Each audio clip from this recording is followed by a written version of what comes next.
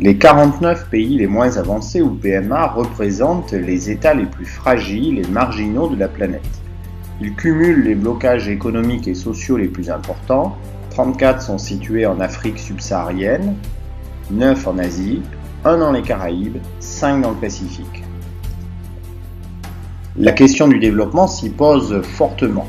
La faiblesse des États, l'absence de couverture sociale et d'un système de retraite, la défaillance des systèmes de santé, des systèmes éducatifs, l'insuffisance des infrastructures, l'impossibilité d'accéder à l'eau potable, au tout à l'égout ou à l'électricité sont des vecteurs de mal-développement, caractérisés par la pauvreté, le travail des enfants, la surconsommation du patrimoine naturel et forestier.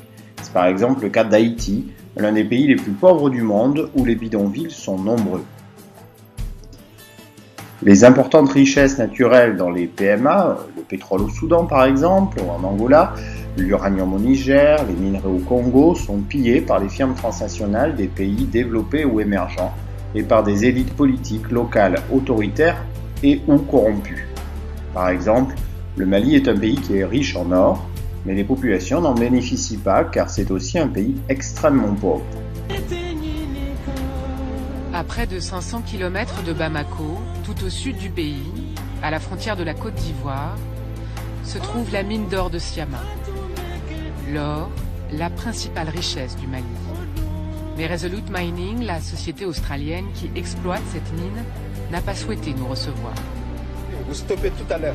Pour parler d'or, il faut se contenter de ces images, fournies par les géants de l'extraction minière, comme Randgold ou AngloGold Ashanti. On y voit une belle réussite industrielle et des infrastructures gigantesques. En 20 ans, ces sociétés étrangères ont fait du Mali le 3e producteur d'or du continent, derrière l'Afrique du Sud et le Ghana. L'or représente 70% des recettes d'exportation du pays. Malgré les 50 tonnes d'or produites chaque année au Mali, l'équivalent d'1,5 milliard d'euros, les retombées pour la population sont quasi nulles. Parce que dans les villages, autour des mines, comme ici à Banasso, il n'y a toujours ni électricité, ni eau courante, ni route. Et que tout manque, désespérément.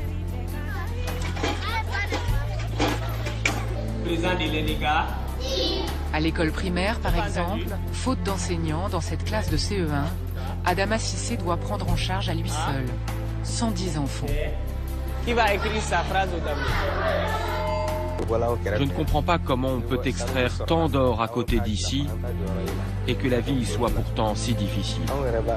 Je n'arrive pas à comprendre cela. Au centre de soins du village, dont près de 8000 personnes dépendent, la société minière australienne a fourni du matériel médical, comme des kits de détection du paludisme, et a récemment fait un don royal de 300 € de médicaments.